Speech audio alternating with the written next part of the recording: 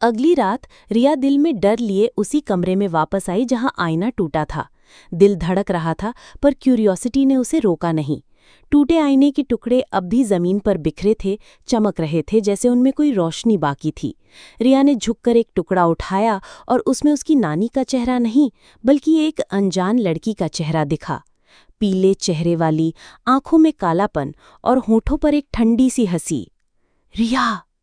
एक सरगोशी फिर गूंजी, पर इस बार आवाज कमरे के कोने से आई जहां एक पुराना संदूक रखा था। रिया का हाथ कांप गया, टुकड़ा गिर गया और वो संदूक की तरफ बढ़ी। संदूक के ऊपर एक छोटा सा ताला था, पर जैसे ही उसने हाथ लगाया ताला खुद खुल गया। अंदर एक पुरानी तस्वीर थी, उसकी नानी और उसी अनजान लड़की की। दोनों एक दूसरे के गले लगाए, पर लड़की के चेहरे पर वही ठंडी सी हंसी थी जो आईने में दिखी थी। अचानक कमरे की हवा ठंडी हो गई।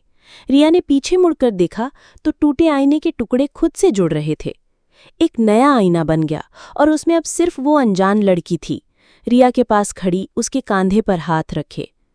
मैं भी यही हूं, लड़की ने कहा, और उसकी आवाज में नानी जैसी गर्मी थी, पर कुछ और भी, कुछ खौफनाक। रिया के चिल्लाने से पहले ही आईना फिर टूट गया और अंधेरा छा गया। सुबह जब रिया की आंख खुली, वो अपने बिस्तर पर थी, पर उसके हाथ में वो तस्वीर थी। अब उसमें सिर्फ नानी थी और लड़की गायब। क्या ये सब सपना था या घर में कोई और राज छुपा है? रिया का दिल अब भी धड़क रहा था, जैसे कोई उससे अभी भी देख रहा हो।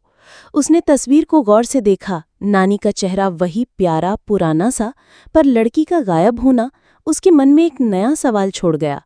क्या वो लड़की सिर्फ उसकी कल्पना थी या घर के किसी कोने में छुपी कोई हकीकत?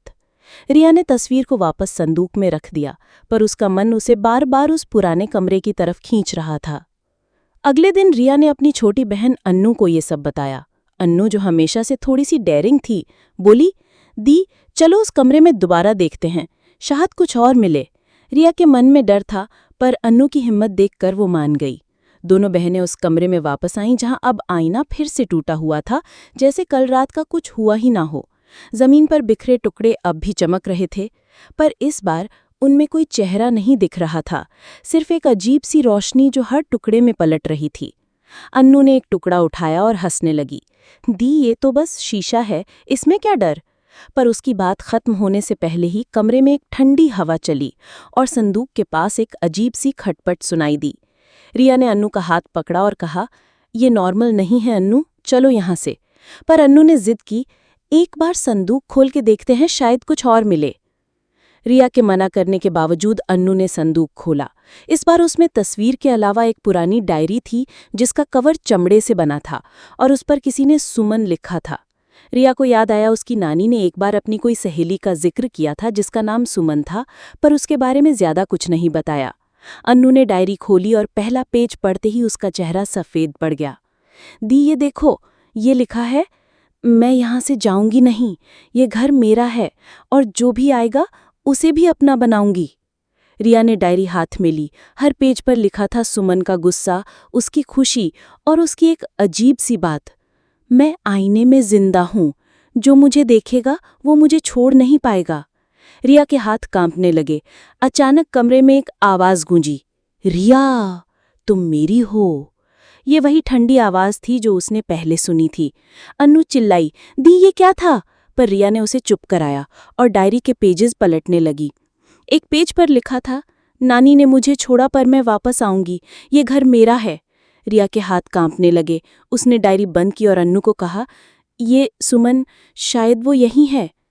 उस रात जब घर में सन्नाटा था, रिया और अन्नू ने फैसला किया कि वो आईने के टुकड़ों को जलाकर राख कर देंगे।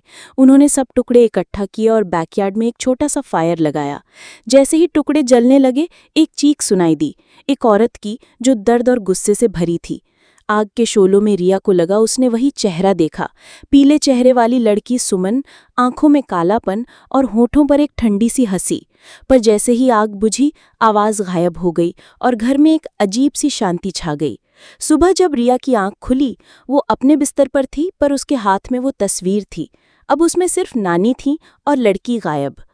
क्या ये सब सपना था या घर में कोई और राज छुपा था? रिया को ये कभी नहीं पता चला, पर उसने फैसला किया कि वो उस कमरे में कभी वापस नहीं जाएगी।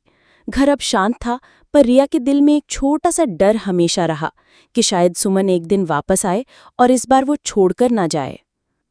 ऐसी ही वीडियो के लिए चैनल को शेयर और सब्सक्राइब करें, वीडियो को लाइक करें।